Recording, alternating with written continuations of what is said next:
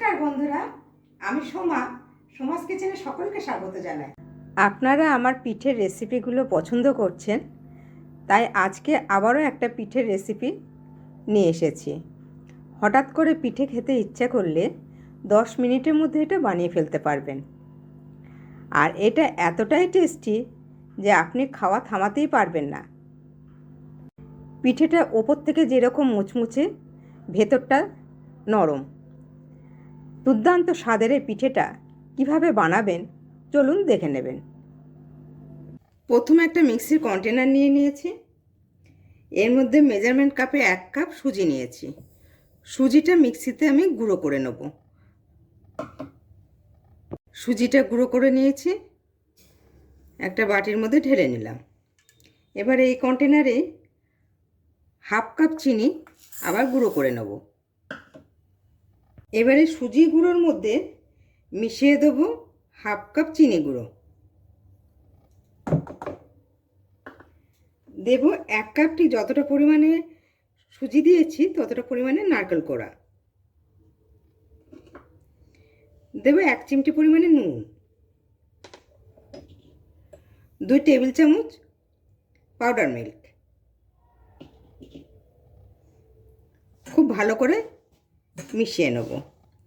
মিশিয়ে 5 মিনিট ধরে মাখবো। খুব ভালো করে আমি 5 মিনিট ধরে মাখছি। নারকেল কোড়ায় যে রসটা আছে তাতেও আর চিনির জন্য সুজিটা এরকম আঠা আঠা হয়ে যাচ্ছে। এই দেখুন, তার মধ্যে পাউডার মিল্ক আছে। খুব ভালো করে আর একটু মেখে নেব। 5-7 মিনিট ধরে মেখে নিলাম। এর মধ্যে দিয়ে দেবো 1/4 চামচ ছোটো এলাচ গুঁড়ো। ভালো করে মিশিয়ে নিলাম। এবার উষ্ণ জল, খুব ফুটন্ত জল না, উষ্ণ জল অল্প অল্প করে দিয়ে একটা মণ্ড তৈরি করব। জলটা খুব বুঝে দিতে হবে। সুজি অনেকটাই ভিজে আছে।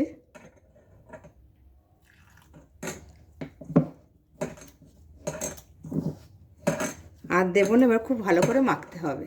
খুব ভালো করে মেখে নিয়েছি। এবার এর থেকে অল্প অল্প নিয়ে একটা শেপ দিয়ে নেব। আপনারা আপনাদের পছন্দ মতো শেপ দিতে পারেন। আমি এরকম শেপ দেব। আবার একটা বানিয়ে নিচ্ছি।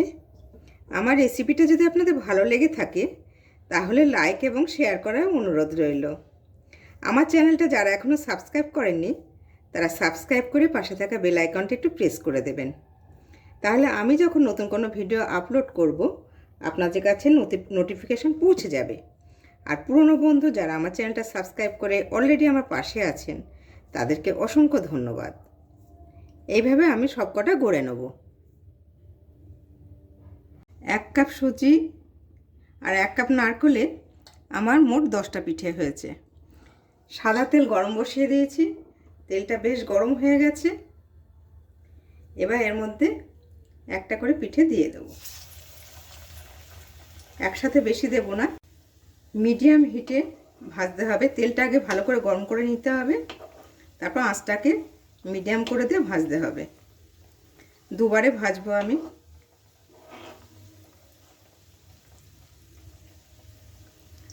আস্তে আস্তে সাবধানে উল্টে দিতে হবে। খেয়াল রাখবেন যেন গায়ে ফাটল না থাকে। খুব ভালোভাবে হাতে জল নিয়ে চেপে চেপে পিঠেগুলো বানাবেন।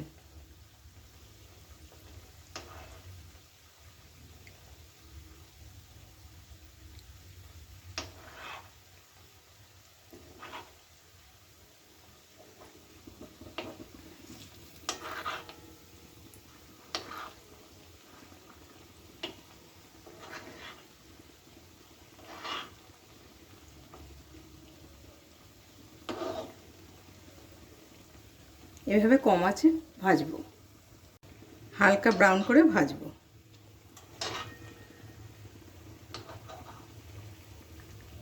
হয়ে গেছে আমাদের ভাজা, এবার তুলে নেব।